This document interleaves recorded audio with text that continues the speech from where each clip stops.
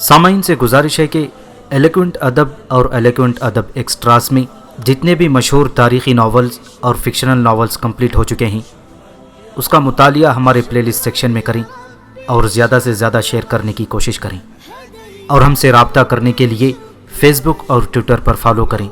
جزاک اللہ۔ صدیوں کا بیٹا، صدیوں پر محیط ایک ناقابل فراموش داستان، مصنف ایم راحت۔ مجھے مارنے والے نگران دیوانگی کا شکار ہو گئے تھے پروفیسر۔ وہ بری طرح مجھے پیٹ رہے تھے۔ ان کے ایک ساتھی کی لاش ان کے سامنے پڑی تھی، اور سب سے بڑی بات یہ تھی کہ اتنے سارے قیدیوں کو اپنی قوت بازو سے کنٹرول کرنا بڑا مشکل کام تھا۔ وہ صرف اپنی ساکھ رکھتے تھے، اور شاید اس بات کا دعویٰ بھی کہ قیدیوں کی اس بے پناہ تعداد کو وہ اپنے ساتھ رکھیں اور ان کی پوری نگرانی کریں۔ کسی قیدی کو بغاوت کی اتنی بھرپور سزا دیں کہ دوسرے قیدیوں کو اس سے عبرت حاصل ہو۔ چنانچہ ان پر وہی دیوانگی طاری تھی جیسی اس نگران پر، جب اس نے مجھے مارنے کی کوشش کی تھی، اور یہ بھول اس کے لیے نقصان دہ ثابت ہوئی تھی۔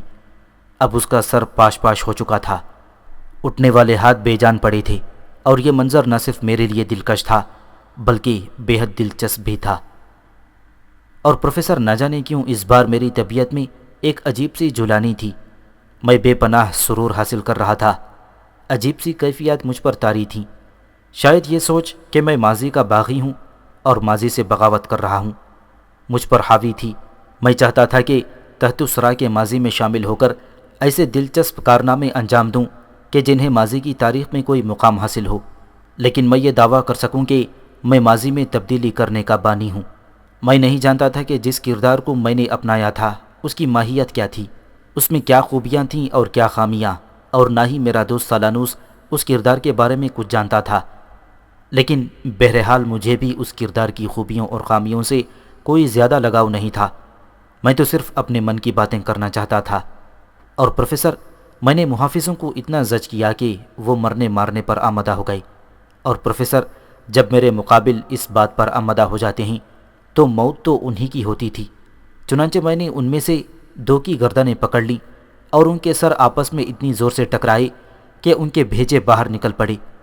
محافظ چیخ پڑے اور اب وہ اپنے ہتھیار لینے کے لیے دوڑ پڑے، اور چند ساعت کے بعد وہ تلواریں اور کھانڈے لے کر میرے سامنے آ گئے۔ میرے بدن پر چاروں طرف سے تلواروں کے وار ہوئے، اور یہاں بھی میں نے اپنی انفرادیت برقرار رکھنے کی کوشش کی۔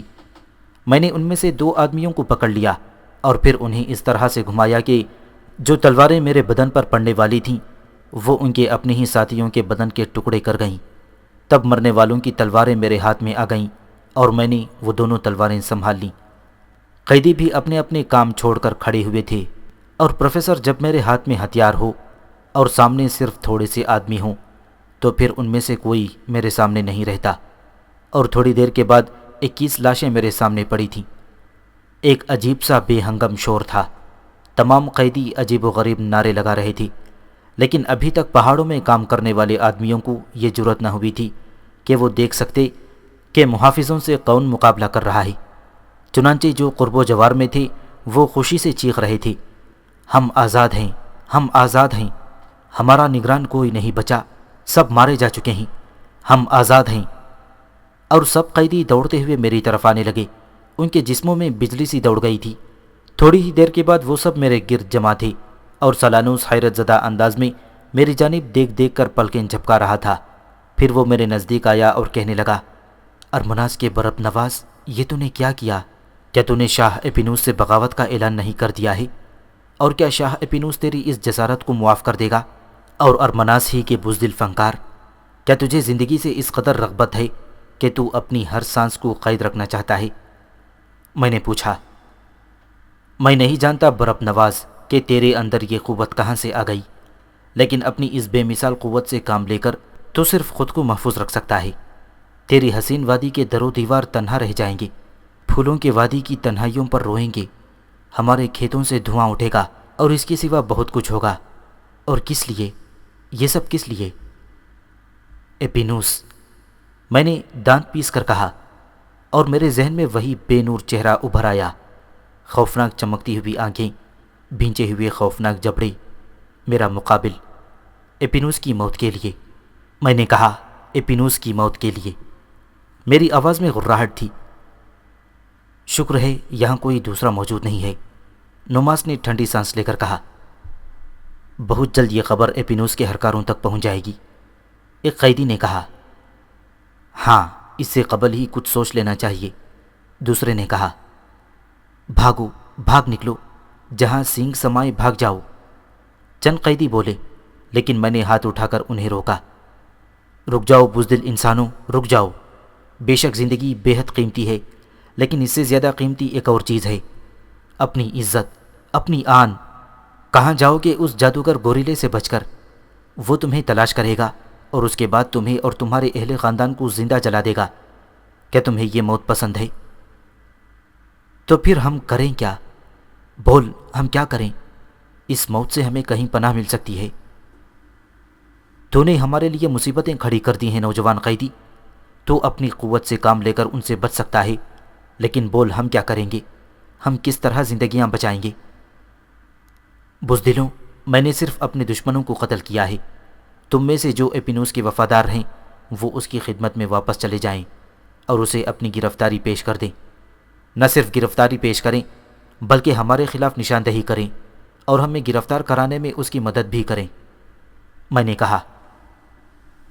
پہاڑی چٹانوں میں سناٹا چھا گیا تھا، ہر قیدی خاموش کھڑا تھا، لوگ ایک دوسرے کی شکل دیکھ رہے تھے۔ پھر ایک بوڑھے قیدی نے آگے بڑھتے ہوئے کہا، ہمارا یہ مقصد نہیں نوجوان، لیکن اب بول ہمیں کیا کرنا چاہیے؟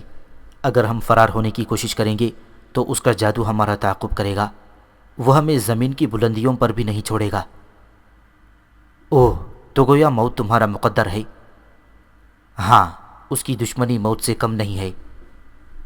تو پھر اپنی پسند کی موت کیوں نہیں حاصل کرتے؟ کیا مطلب؟ بغاوت، اس کے خلاف ایک بھرپور بغاوت کرو اور اس کے مظالم کے خلاف ایک بھرپور آواز اٹھاؤ۔ کیا تمہاری آواز اتنی کمزور ہے؟ نہیں، ہماری اجتماعی قوت کمزور نہیں رہے گی۔ تو پھر سوچنے کی کیا ضرورت ہے؟ فیصلہ کر لو اور اس کے خلاف کھڑے ہو جاؤ، میں نے کہا۔ اور اس بغاوت کی قیادت کون کرے گا؟ بوڑھے نے پوچھا۔ میں نے جواب دیا۔ ہمیں منظور ہے، چند جوان بیک وقت بولے۔ میں جذباتی نعرے نہیں چاہتا اور نہ یہ چاہتا ہوں کہ تم صرف زندگی بچانے کی خاطر میرے ہم نوا بن جاؤ، بلکہ تمہیں یہ احساس دلانا چاہتا ہوں کہ ایپینوس کے دور حکومت میں لوگوں پر جس طرح عرصہ حیات تنگ کر دیا گیا ہے، کیا تمہیں اس سے اختلاف ہے؟ تم جو کچھ کرو گے وہ میری ذات کے لیے نہیں ہوگا۔ تمہارے ذہن میں یہ خیال بھی ہوگا کہ ایپینوس جیسے شیطان درندے کی سرکردگی میں تمہارے دشمن اور تمہیں نقصان پہنچانے کی کوشش کرنے والے کافی مضبوط ہیں، تمہیں ان کے خلاف جنگ کرنا ہوگی، چنانچہ تم خوفزدہ بھی ہوگے۔ میں چاہتا ہوں کہ تم ہر خوف کو ذہن سے نکال کر اس بارے میں فیصلہ کرو۔ تم میں سے جو یہ بہتر نہیں سمجھتا وہ واپس جا سکتا ہے اور کہیں بھی گم ہو کر اپنی زندگی بچانے کی کوشش کر سکتا ہے، تو میں اسے نہیں روکوں گا۔ لیکن جو میرا ساتھ دے گا اور خلوص دل سے ایپینوس کے خلاف بغاوت کرے گا، میں صرف اسے دعوت دیتا ہوں کہ وہ میرے ساتھ مل کر کام کرے، یا پھر میں تمہیں کہتا ہوں کہ تم جاؤ، تم سب چلے جاؤ۔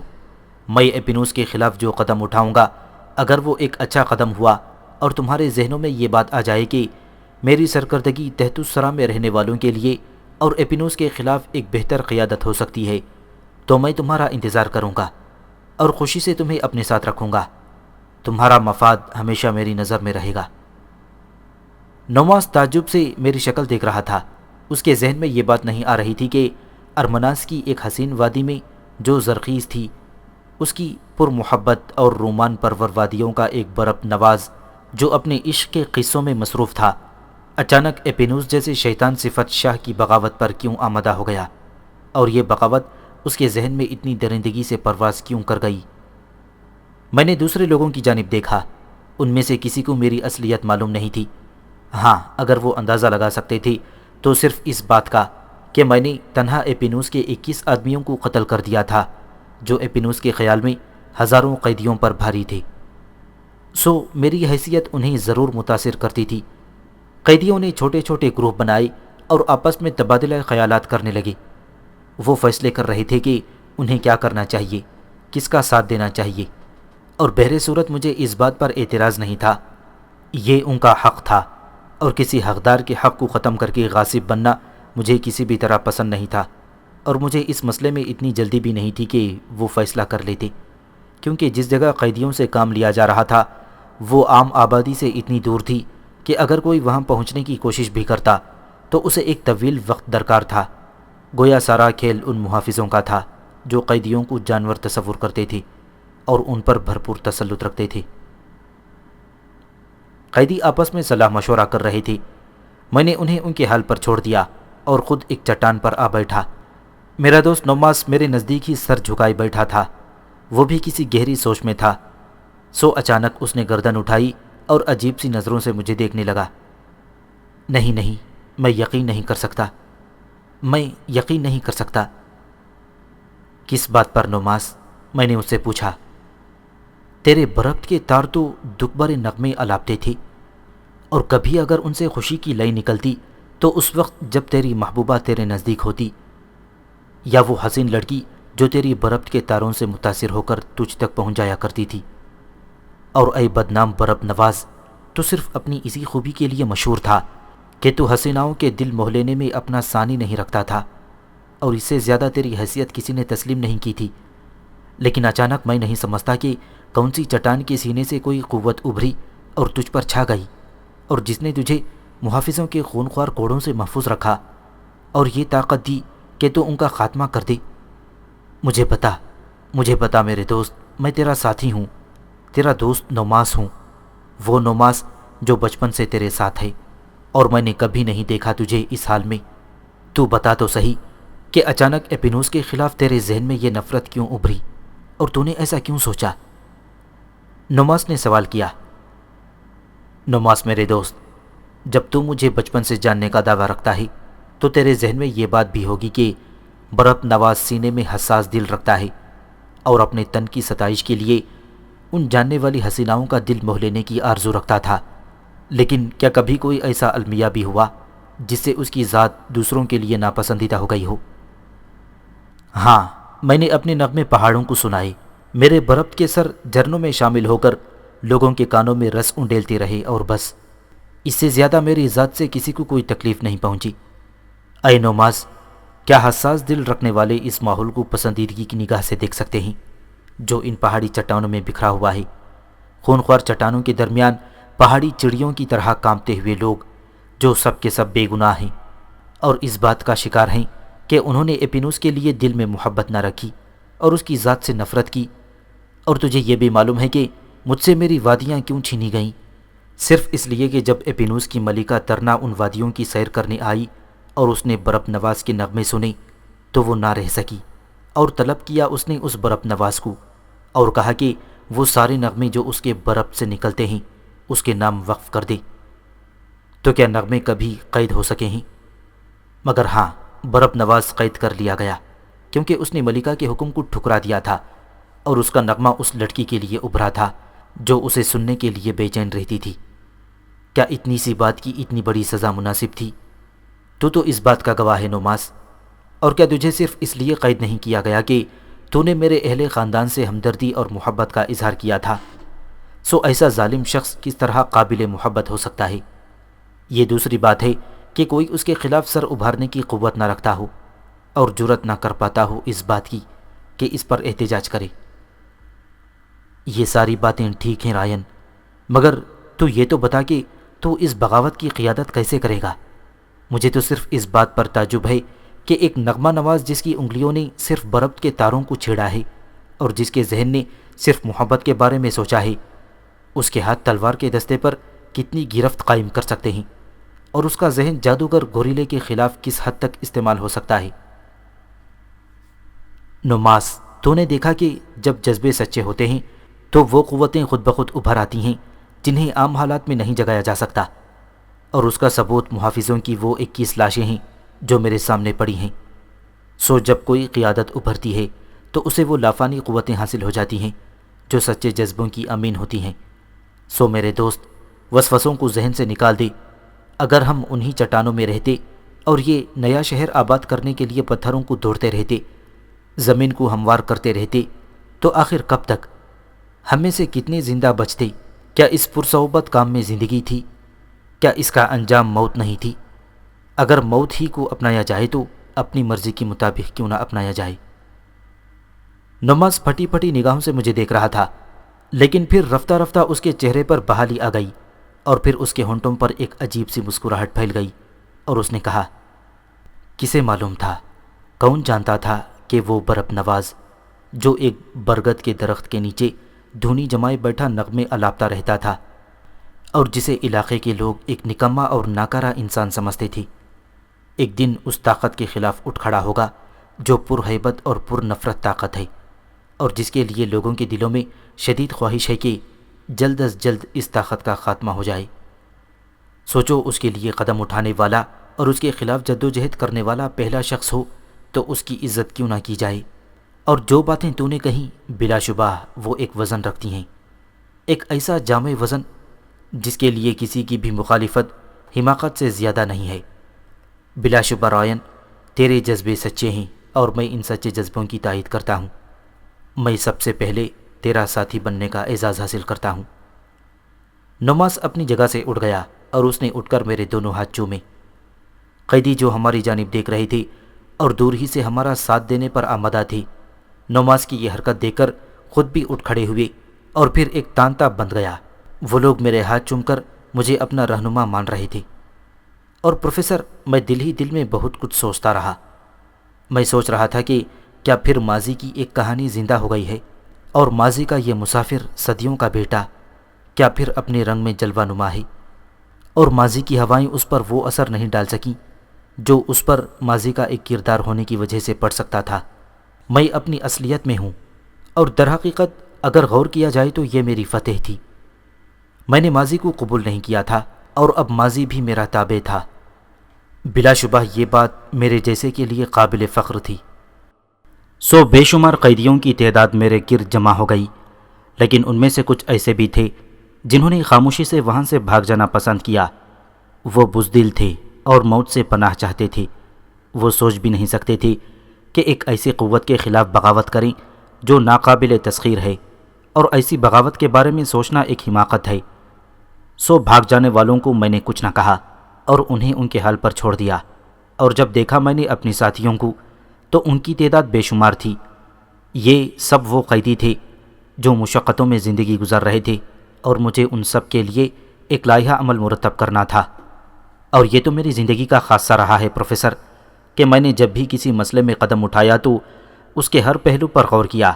کوئی جذباتی کوشش میں نے ایسی نہیں کی تھی جس سے نہ صرف میں خود کو بلکہ اپنے ساتھیوں کو بھی نقصان پہنچانے کی کوشش کرتا، اور مجھے تو بہرحال نقصان پہنچ ہی نہیں سکتا تھا۔ میں تو زندہ رہنے والوں میں سے تھا، اور میرا بدن ایک ایسی ٹھوس اور مضبوط چٹان تھا جس پر کوئی ہوا اثر انداز نہیں ہو سکتی تھی۔ چنانچہ میں نے اپنے ہمنوا قیدیوں کو اکٹھا کیا۔ اس جگہ پر جتنی خوراک تھی قبضے میں لے کر اس کے علاوہ قیدیوں کی بے شمار کدالیں اور پھاوڑے بھی لے لیے تھے۔ یہ چیزیں ہر طرح مفید تھیں، بہت سے موقعوں پر کام آ سکتی تھیں، اس لیے میں نے خصوصی طور پر انہیں ساتھ رکھنے کی ہدایت کی تھی۔ قیدیوں کے اس قافلے کو لے کر میں وہاں سے چل پڑا۔ میں کہہ چکا ہوں کہ اس بار میں ماضی میں اپنے کردار کا تابع نہیں رہنا چاہتا تھا، اور وہ سب کچھ کرنا چاہتا تھا جو میری اپنی مرضی ہو۔ یہ ایک تجربہ تھا، اور اس تجربے کے بارے میں نے سالانوس سے بھی مشورہ کیا تھا، لیکن سالانوس اس حیثیت میں بھی مجھ سے تعاون کر رہا تھا۔ قیدی بہت سوچ سمجھ کر میرے ساتھ شریک ہوئے تھے، اور جو لوگ میرے ساتھ شریک ہوئے تھے وہ واقعی سمجھدار تھے۔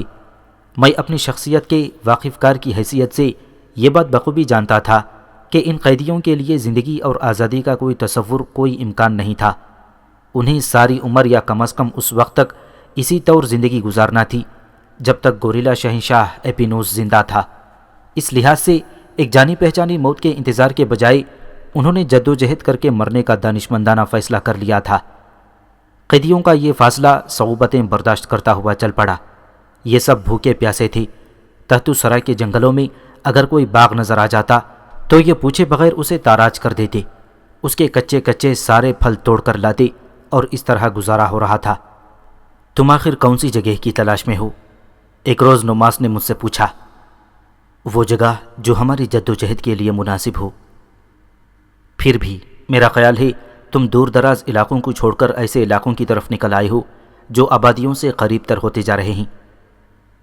کیا واقعی؟ میں نے سوال کیا۔ ہاں، وہ دور تمہیں پگڈنڈیاں نظر آ رہی ہیں، یہ شاہی قافلوں کی گزرگاہیں ہیں اور وہاں سے ہمیں بآسانی دیکھا جا سکتا ہے۔ میرے دوست، اتفاق ہے کہ تم نے ایسی جگہ یہ سوال کیا، مجھے ایسی ہی جگہ کی تلاش تھی، میں نے خوش ہو کر کہا۔ کیا مطلب؟ نوماس نے تعجب سے پوچھا۔ ہاں، میں اپنے پیارے شہنشاہ ایپینوس سے زیادہ دور نہیں رہنا چاہتا، میں نے مسکراتے ہوئے جواب دیا۔ نوماس متحیرانہ انداز میں مجھے دیکھتا رہا، پھر ایک گہری سانس لے کر بولا، رائن، دیوتاؤں کی قسم میں سخت حیران ہوں، اتنا حیران کہ بیان نہیں کر سکتا۔ کیوں نوماس؟ ارے بستی والوں کی نگاہ میں تو بستی کا سب سے ناکارہ انسان تھا، جسے صرف بربط بجانے اور لڑکیوں سے عشق کرنے کے سوا کچھ نہیں آتا تھا، جو ذمہ داریوں کو قریب نہیں پھٹکنے دیتا تھا اور ہر اس کام سے بھاگتا تھا جس میں مشقت ہو۔ کون تھا جو تجھے اچھی نگاہوں سے دیکھتا تھا سوائے تیرے دوست نوماس کے؟ ہاں، مجھے یاد ہے، میں نے کہا۔ اور آج تو ایک قیادت بن گیا ہے، تو نے وہ کیا ہے جس کے بارے میں سوچا بھی نہیں جا سکتا۔ سچ کہوں تو میں اب بھی شبہ کا شکار ہوں۔ کیسا شبہ؟ میں نے پوچھا۔ کوئی وقتی جذبہ تیرے اندر بیدار ہو گیا ہے، کسی کا جادو تیرے اندر سرایت کر گیا ہے اور تو اس کا شکار ہے۔ جس دن تیرے ہاتھ کوئی ساز لگ گیا تو سب کچھ بھول جائے گا، ان قیدیوں کو بھی جو اب تجھے اپنا سب کچھ مانتے ہیں، اور اس مشن کو بھی جس کے لیے تو نے انہیں تیار کیا ہے۔ اور اس کے بعد کیا ہوگا؟ یہ بھی تو ہی بتا دے نوماس، میں نے اس کی بات کا برا مانے بغیر کہا۔ یہ بے یار و مددگار لوگ شاہی عتاب کا شکار بن جائیں گے اور پھر زمین کے چہرے پر کوئی انہیں موت سے پناہ دینے والا نہ ہوگا۔ تیری تسلی کے لیے میں کیا کہوں نوماس؟ میں نے پوچھا۔ میری بات مان میرے عزیز دوست، میں نے تو ہمیشہ تیرے ساتھ جینے اور تیرے ساتھ مرنے کی تمنا کی ہے، میں تو صرف تیری بدلی ہوئی کیفیت کو جاننا چاہتا ہوں۔ میری جو کیفیت ہے تیرے سامنے ہے نوماس۔ ہاں، تجھ سے یہ وعدہ ضرور کر سکتا ہوں کہ جب تک اپنے مشن کی تکمیل نہ کر لوں بربط کو ہاتھ نہیں لگاؤں گا، میں نے کہا۔ نہیں، میں ایسا کوئی وعدہ تجھ سے نہیں لینا چاہتا، بس میں تیری ذات کی اس تبدیلی میں بھٹکا ہوا ہوں۔ میں اپنے مشن میں تیرا بھرپور تعاون چاہتا ہوں، میں نے کہا۔ یہ کہنے کی بات نہیں ہے، کون سا وقت ہے جو میں نے تیرے بغیر سوچا ہے؟ نوماس نے کہا۔ ہاں، مجھے تیری دوستی پر فخر ہے، میں نے جواب دیا، اور نوماس کسی سوچ میں ڈوب گیا۔ پھر اس نے گردن اٹھا کر کہا، لیکن تیری یہ بات میری سمجھ میں نہیں آئی۔ کون سی بات؟ تو آبادیوں سے قریب رہنا چاہتا ہے۔ ہاں نوماس، تیرے خیال میں کیا ہونا چاہیے؟ میں تو سوچتا ہوں بغاوت کی تیاری کے لیے آبادیوں سے جس قدر فاصلے ممکن ہو رکھنے چاہیے تاکہ اس وقت تک کسی کو بھنک نہ مل سکے جب تک تیاریاں مکمل نہ ہو جائیں، نوماس نے کہا۔ کیا ہمارے پاس اتنے وسائل ہیں نوماس کہ ہم آبادیوں سے دور رہ کر اپنا کام انجام دے سکیں؟ ہاں، میرے ذہن میں اس بغاوت کی تکمیل کے لیے اور دوسرے منصوبے ہیں جن پر میں بتدریج عمل کروں گا۔ اوہ، تو تم آبادیوں سے رابطہ رکھو گے؟ ہاں، ضروری ہے، میں نے کہا، اور نوماس کسی سوچ میں گم ہو گیا۔ پھر اس نے ہونٹ سکیڑ کر گردن ہلاتے ہوئے کہا، خطرناک، بے حد خطرناک، مجھے تو یہ خاصا مشکل نظر آتا ہے۔ بہرحال تم بہتر سمجھتے ہوگے، جو کر کے دکھا چکے ہو اس کے بعد کھل کر تم سے اختلاف بھی نہیں کر سکتا۔ نہیں نوماس، مجھے تمہارے ان الفاظ سے اختلاف ہے۔ تم ہمیشہ مجھ سے ایسے ہی گفتگو کیا کرو، تم ہمیشہ ان خطرات کے بارے میں سوچا کرو جو ہمیں پیش آ سکتے ہیں، اس طرح میں ان سے آگاہ ہوتا رہوں گا اور ان سے بچاؤ کرتا رہوں گا۔ اب یہی بات لے لو، اتنی ذہانت کی بات ہے کہ میں اس کی تعریف کیے بغیر نہیں رہ سکتا، نوماس نے ہنستے ہوئے کہا۔ ہمیں یہاں کشادہ غار تلاش کرنے چاہیے نوماس، مجھے پگڈنڈیوں کے جال نظر آ رہے ہیں، اور اس کا مقصد ہے کہ یہاں سے قافلے گزرتے رہتے ہیں۔ ہاں، یہ تو راز ہے، یہاں سے مختلف بستیوں کی گزرگاہیں ہیں، تب اس سے اچھا مقام اور کوئی نہیں ہو سکتا۔ تو آؤ غار تلاش کریں، نوماس نے کہا۔ پیچھے ہم جتنی پہاڑیاں چھوڑ آئے تھے ان میں بھی بے شمار غار موجود تھے، اور ان پہاڑیوں میں بھی چھوٹے بڑے غاروں کی کمی نہیں تھی۔ میں نے ان میں سے بہت سے غاروں کا انتخاب کیا درحقیقت میرے ذہن میں کھچڑی پک رہی تھی۔ اپینوس کی بادشاہت کے بارے میں میری معلومات بھی محدود نہیں تھی، اور میں جانتا تھا کہ اس زیرک گوریلے کے خلاف کوئی کھیل شروع کرنا آسان نہیں ہوگا، اس لیے پہلے میں بھرپور اور مضبوط انتظامات کرنا چاہتا تھا۔ چنانچہ ان میں سے جن غاروں کا ہم نے انتخاب کیا تھا ان میں یہ تمام لوگ بآسانی سما سکتے تھے۔ تباہل قیدیوں کی امنگیں جوان تھیں، انہوں نے موت سے فرار کے منصوبے بنائے تھے اور زندگی کے حصول کے لیے وہ سب کچھ کرنے کو تیار تھے جو ممکن ہو۔ خوراک ختم ہو چکی تھی، صرف جو باغ انہوں نے تاراج کیے تھے ان کے پھل وغیرہ خاصی مقدار میں موجود تھے، جن میں کچھ خشک ہو گئے تھے، کچھ تازہ تھے۔ میں نے ان پھلوں کا ایک ذخیرہ کر لیا تاکہ اسے آہستہ آہستہ خرچ کروں، اور پھر میں نے اپنے ہاتھوں سے اس کی تقسیم شروع کر دی۔ سب میری ایک ایک جنبش سے تعاون کر رہے تھے، اور مجھے اسی بات کی سب سے زیادہ خوشی تھی کہ میرے ساتھی بہرحال تعاون کر رہے تھے۔ چنانچہ پہلے میں ایک کسی قدر روشن غار کا انتخاب کیا اور پھر اسے کنووں کا غار قرار دیا۔ بے شمار قیدی کنویں کھودنے میں مصروف ہو گئے۔ زیادہ تعداد ہونے کی وجہ سے وہ یہ کام آسانی سے کر لیتے تھے۔ تھوڑی ہی عرصے میں زمین میں لاتعداد گہرے سوراخ بن گئے جن سے پانی رسنے لگا۔ پھر اس پانی کو باہر نکالنے کا بندوبست کیا گیا۔ ایک چوڑے گڑھے کو پانی کا ذخیرہ جمع کرنے کے لیے تیار کیا گیا۔ یوں پہلا بندوبست ہوا اور اتنا پانی حاصل ہونے لگا جو ضرورت کے لیے کافی تھا، لیکن خوراک کا مسئلہ سنگین ہوتا جا رہا تھا۔ میں نے نوماس سے اس بارے میں مشورہ کیا۔ تم کام دیکھ رہے ہو نوماس؟ میں نے پوچھا۔ ہاں میرے دوست۔ کیا خیال ہے؟ میں سخت حیران ہوں، نوماس نے کہا۔ کیوں؟ تمہارے اندر تو بے پناہ انتظامی صلاحیتیں موجود ہیں۔ بس اب میری تعریف و توصیف کرنا چھوڑو، بلکہ ان کاموں میں دلچسپی لو جو میں کر رہا ہوں۔ کہیں شکایت ہوئی ہے مجھ سے؟ نوماس نے پوچھا۔ یہ بات نہیں، میں ایسے ہی کہہ رہا ہوں۔ بات یہ ہے رائن کہ میرا ذہن تمہاری اس حیثیت کو قبول نہیں کر رہا، اور اس کی وجہ صرف یہ ہے کہ میں عرصے سے تمہارا دوست ہوں۔ ہاں یہی بات ہے۔ بہرحال اب ان باتوں کو چھوڑو، اب ایک اہم مسئلے پر تم سے گفتگو کرنا ہے۔ کہو، نوماس نے پوری دلچسپی سے کہا۔ خوراک کا مسئلہ سب سے اہم ہے۔ دیکھ رہے ہو، خوراک نہ ملنے کی وجہ سے ہمارے ساتھی کمزور ہوتے جا رہے ہیں۔ ہاں یہ بات میرے ذہن میں بھی ہے۔ پانی کا مسئلہ تو حل ہو گیا ہے، لیکن غذا کا مسئلہ اس سے زیادہ اہم ہے۔ بے شک۔ تو پھر اس بارے میں تمہاری کیا رائے ہے؟ فی الحال ہم غذا پیدا نہیں کر سکتے، اس کے لیے ہمیں کچھ اور ہی سوچنا ہوگا۔ مثلاً؟ میں نے اسے غور سے دیکھتے ہوئے پوچھا، لیکن نوماس نے کوئی جواب نہیں دیا اور میں اس کی شکل دیکھتا رہا۔ کوئی ٹھوس بات سمجھ میں نہیں آتی۔ اگر ہم نے بستیوں سے خوراک حاصل کرنے کی کوشش کی تو اس کے عوض ہم انہیں کیا دیں گے؟ زندگی، میں نے جواب دیا، اور نوماس چونک کر مجھے دیکھنے لگا۔ کیا مطلب؟ میں نہیں سمجھا، نوماس نے کہا۔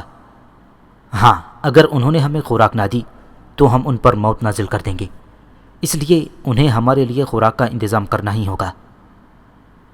تم قوت استعمال کرو گے؟ ہاں نوماس، ہمیں جو کچھ کرنا ہے اس کے لیے قوت کا استعمال سب سے ضروری ہے۔ ہمیں فی الحال صرف اپنے مشن سے ہمدردی اور دلچسپی ہونا چاہیے، اس کے علاوہ ہم کسی سے ہمدردی کرنے کے قابل نہیں ہیں، میں نے جواب دیا۔ تمہاری منطق بھی خوب ہے۔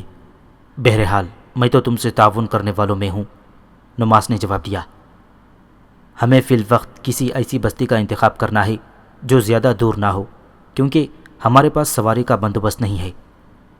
تب میرے خیال میں تم مجھے یہ کام سونپو۔ کون سا کام؟ کسی قریبی بستی کی تلاش۔ کتنا وقت صرف کرو گے اس میں؟ جس قدر جلد ممکن ہو سکے، نوماس نے کہا۔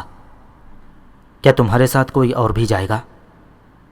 چندان ضرورت نہیں، لیکن اگر تم چاہو تو کسی کا انتخاب کر دو، نوماس نے جواب دیا، اور پھر میں نے چند معمر اور تجربے کار افراد کو نوماس کے ساتھ روانہ کر دیا اور انہیں جلدی واپسی کی ہدایت بھی کر دی۔ اس کارخانے کا نظام پورے اصول و عمل کے ساتھ چل رہا تھا۔ گو قیدیوں میں بے چینی پائی جاتی تھی، اور بے چینی فی الوقت صرف خوراک کے لیے تھی، لیکن اس بے چینی کا کوئی اظہار ابھی تک سامنے نہیں آیا تھا۔ وہ لوگ فاقہ کشی کی زندگی گزار رہے تھے، لیکن نہ جانے کیوں انہیں میری ذات پر کافی اعتماد ہو گیا تھا، اور یہ بات وہ اچھی طرح جانتے تھے کہ میں ان کے کسی مفاد کو نظر انداز نہیں کروں گا۔ چنانچہ نوماس وغیرہ کے جانے کے بعد میں نے سب سے پہلے ایک فیصلہ کیا، وہ یہ کہ تنہا میں یا نوماس ان سارے لوگوں کی مشکلات اور ان کے مزاج کے بارے میں کوئی اندازہ نہیں لگا سکتے تھے۔ چنانچہ مناسب ہے کہ چھوٹی چھوٹی ٹکڑیوں میں چند ایسے لوگوں کو مقرر کیا جائے جو زیرک ہوں اور اس بارے میں میرے مددگار ثابت ہوں۔ سو میں نے طلب کیا قیدیوں کے اس عظیم الشان گروہ میں سے چند لوگوں کو۔ میرے انتخاب میں 40 آدمی تھے اور یہ سب ضعیف العمر اور تجربے کار تھے۔ میں نے ان لوگوں کو اپنا معافی و ضمیر بتایا اور یہ وہ تھے جو مجھ سے بہتر طور پر تعاون کرنے پر تیار تھے۔ چنانچہ انہوں نے بڑی خوشی سے میری اس بات کو قبول کیا اور پھر میں نے ان کی زیر نگرانی یا ان کے تحت تھوڑے تھوڑے قیدیوں کو دے دیا۔ میں نے ان سے کہا کہ وہ فوری طور پر مجھے قیدیوں کی سوچ کے بارے میں تفصیلات مہیا کریں، اور پروفیسر جب انہوں نے مجھے اپنی رپورٹ دی تو وہ میرے لیے خاصی تسلی بخش تھی۔ انہوں نے بتایا کہ قیدی بہر صورت اس بات پر بے پناہ خوش ہیں کہ انہیں اس خوفناک قید سے نجات مل گئی جس کا اختتام ان کی موت کے سوا کچھ نہ ہوتا۔ اور میرے نزدیک بیٹھا ہوا نوماس مسکرا دیا۔ میں نے اس کی جانب دیکھا اور سوال کیا، کیوں نوماس، ایسی کیا بات ہے جو تمہیں دلچسپ محسوس ہوئی؟ میں نے مسکراتے ہوئے پوچھا۔ نہیں رائن، یہ تو تیری ذات کا کرشمہ ہے۔ میں اس حقیقت سے بخوبی واقف تھا کہ اس جگہ جتنے بھی قیدی موجود ہیں سب کے سب تیرے شکر گزار ہیں، تیرے عقیدت مند ہیں۔ شکریہ نوماس، میں نے جواب دیا اور اس بوڑھے شخص کی جانب دیکھا جو مجھ سے ابھی بہت کچھ کہنا چاہتا تھا، لیکن بات نوماس کی مسکرانے کی وجہ سے ختم ہو گئی تھی۔ سو میں نے بوڑھے سے سوال کیا، ہاں ارغماز، تم کیا کہہ رہے تھے؟ میں کہہ رہا تھا عظیم رائن کہ قیدی تمہاری مشکلات سے بخوبی واقف ہیں، وہ جانتے ہیں کہ تم بھی انہی میں سے ایک ہو، اور جو کچھ تم ان کے لیے کر رہے ہو وہ صرف خلوص پر مبنی ہے۔ ظاہر ہے تم فوری طور پر ان کے لیے خوراک کا بندوبست کیسے کر سکتے ہو، لیکن اس کے علاوہ وہ یہ جاننا چاہتے ہیں کہ اب تمہارا اگلا قدم کیا ہوگا۔ میری طرف سے انہیں اطلاع دے دو کہ انہیں اس وقت تک کسی سخت کام کے لیے نہیں کہا جائے گا جب تک کہ ان کی خوراک کا مسئلہ نہ حل ہو جائے۔ رہی خوراک کے حصول کی بات، تو اس کے لیے ہمیں چھوٹی چھوٹی بستیوں کو تاراج کرنا ہوگا۔ ہم کوشش کریں گے کہ بستی میں رہنے والے ہمارے ہاتھوں ظلم کا نشانہ نہ بنیں، لیکن اگر مدافعت کی گئی تو پھر مجبوری ہوگی، کیونکہ ہمیں غذا کی ضرورت ہے۔ اس وقت خوراک اور غذا ہماری زندگی کی پہلی ضرورت ہے، اس کے حصول کے بعد ہی ہماری صحیح جدوجہد کا آغاز ہو سکتا ہے۔ چنانچہ میرے مشیروں نے یہ بات اپنے تمام ساتھیوں تک پہنچا دی اور قیدیوں نے خود اپنی زبان سے مجھے اپنے اس بھرپور تعاون کا یقین دلایا۔ میں ان لوگوں سے بہت خوش تھا، کم از کم احسان ماننے والوں میں سے تھے، اور میرے لیے یہ بہت بڑی بات تھی۔ ایسے لوگوں کے لیے جو کچھ بھی کر دیا جاتا مناسب تھا۔ چنانچہ زیادہ وقت نہ لگا ہوگا، نوماس اور اس کے ساتھی واپس آئے تو کافی خوش نظر آ رہے تھے، یعنی ان کے پاس خوبصورت اور دراز قامت گھوڑے تھے اور ان گھوڑوں پر کچھ سامان بھی لدا ہوا تھا۔ ہمیں غار کے اندر اطلاع مل گئی تھی کہ نوماس اور اس کے ساتھی واپس آ گئے ہیں۔ چنانچہ میں نے غار سے باہر جا کر اس کا استقبال کیا اور نوماس مسکراتا ہوا میرے نزدیک آ گیا۔ میں نے مسکراتی نگاہوں سے اس کے گھوڑے کو دیکھا۔ تب نوماس نے آگے بڑھتے ہوئے کہا، تمہارا مشورہ مشعل راہ بنا کر میں نے سب سے پہلے زندگی کے اس دور کو اپنا لیا ہے رائن، جسے تم اپنانے جا رہے ہو۔ ہاں میں دیکھ رہا ہوں نوماس، تم میں کافی نمایاں تبدیلیاں ہیں، میں نے جواب دیا۔ نہ صرف نمایاں تبدیلیاں رائن، بلکہ ایک بہت اچھی خوشخبری بھی۔ اگر یوں کہو کہ ہماری سوچ ہمارے اچھے مستقبل کے راستے کی راہبر بن گئی تو یہ غلط نہ ہوگا۔ اندر آؤ نوماس، اور اپنے ان گھوڑوں کو بھی اندر لے آؤ۔ میرے ذہن میں یہ بات تھی کہ ہمیں بہر صورت سواریوں کی ضرورت ہوگی، اور اس کے لیے میں نے مناسب بندوبست کے بارے میں سوچا تھا جو تمہارے علم میں ہے۔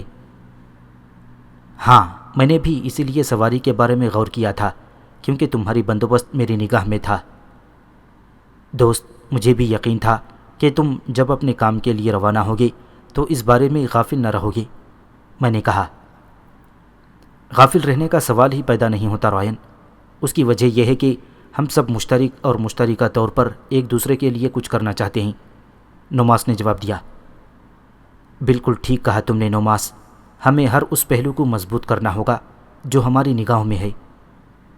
بے شک، نوماس نے کہا، اور پھر وہ میرے ساتھ غار کے اندر داخل ہو گیا۔ اس کے تمام ساتھی میرے ساتھ ہی تھے۔ تب میں ان لوگوں کو لیے ہوئے اس جگہ تک پہنچ گیا جو میری قیامگاہ تھی، یعنی جہاں میں آرام کرتا تھا۔ نماز نے ایک طویل سانس لی اور کہنے لگا، ہم یہاں سے پیدل راستہ پگڈنڈیوں کے ذریعے طے کرتے ہوئے ابھی زیادہ دور نہیں پہنچے تھے کہ ہمیں سامنے 2 گھوڑ سوار نظر آئے۔ یہ شاہی دستے کے لوگ تھے اور شاید کہیں جا رہے تھے۔ میں نے سوچا کہ کیوں نہ ابتدا کر ہی دی جائے، چنانچہ ہم چٹانوں کے پیچھے چھپ گئے اور ہم نے ایسے گول پتھر اٹھا لیے جو نوکدار بھی تھے۔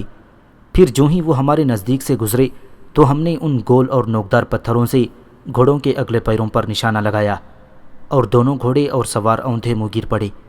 ہم نے کوشش کی تھی کہ گھوڑوں کو زیادہ چوٹ نہ لگے، صرف اتنا ہو کہ وہ بدک جائیں اور ان کے سوار منہ کے بل نیچے آ گریں۔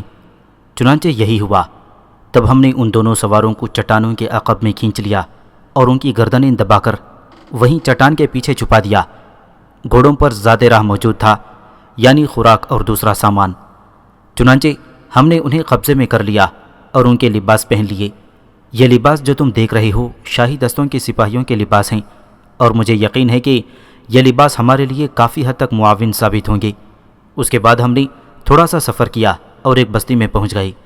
یہ بستی لویا کہلاتی ہے اور اس کی آبادی تقریباً 1,500-2 ہزار نفوس پر مشتمل ہے۔ چاروں طرف کھیت ہیں جو غلے سے لدے ہوئے ہیں اور غلہ کافی حد تک پک چکا ہے اور کافی سے زیادہ غلے کے انبار کھلے میدان میں پڑے ہیں۔ اس کے علاوہ دوسری چیزوں کی بھی بہتات ہے، گویا سبزیاں اور ایسی ہی خوراک کی دوسری اشیاء۔ مویشی کثرت سے نظر آ رہے ہیں، اس لیے ان کی چراگاہیں بھی کافی ہیں۔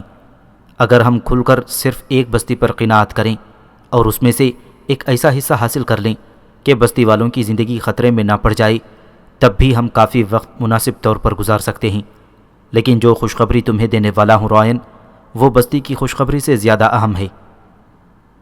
اوہ اوہ، میں جو اس بستی کے بارے میں تفصیلات سن کر بہت خوش ہو رہا تھا، نماز کی یہ بات سن کر اچھل پڑا۔ گویا اس سے بڑی بھی کوئی خوشخبری ہے؟ میں نے سوال کیا۔ ہاں۔ وہ کیا؟ تقریباً 400 گھوڑے اور بے شمار ساز و سامان۔ کیا مطلب؟ میں نے تعجب سے پوچھا۔ ایک قافلہ اس بستی کے ایک کنارے پر پڑاؤ کیے ہوئے ہے اور بستی کے دوسرے علاقے کی جانب روانہ ہونے والا ہے۔ یہ قافلہ اب سے کچھ وقت کے بعد روانہ ہوگا۔ چونکہ میں نے قافلے والوں میں روانگی کی تیاریوں کو محسوس کیا ہے، اور رائن، اگر ہم ان پگڈنڈیوں کو چھوڑ کر رانا ماسا کے علاقے کی جانب روانہ ہوں تو ہم اس قافلے تک جا پہنچیں گے جو رانا ماسا کی بستی اور لویا کے درمیان میں ہے۔ گویا لویا اور رانا ماسا کے درمیان تک پہنچ کر ہم انہیں جا لیں گے۔ نماز، تم بڑی ذہانت کی باتیں کر رہے ہو، لیکن تمہیں اس قافلے کے بارے میں کیسے معلوم ہوا؟ میں نے پوچھا۔ جب مجھے قافلے کے بارے میں پتہ چلا رائن، تو میں نے یہی سوچا کہ تم اس سلسلے میں ضرور دلچسپی لوگے۔ چنانچہ میں نے اور میرے ساتھیوں نے ان تمام جگہوں کے نام پتے معلوم کیے اور ہم ان کا پتہ لگانے کے بعد ہی واپس آئے ہیں۔ دونوں باتیں نہایت خوشگوار ہیں نماز، اور ہمارے کاموں میں بے حد معاون، میں نے کہا، اور نماز نے خوشی سے گردن ہلا دی، گویا جو کارنامہ وہ انجام دے کر آیا تھا اس پر وہ بے حد نازان تھا۔ بہرحال نماز کی اطلاعات کے بعد ہم نے تیاریاں کیں اور چل پڑے۔ میرے تمام ساتھی باہمت تھے اور میرے سرکردگی میں خوش خوش سفر کر رہے تھے۔ جن لوگوں کو میں نے ساتھ لیا تھا ان کی تعداد بہت کافی تھی۔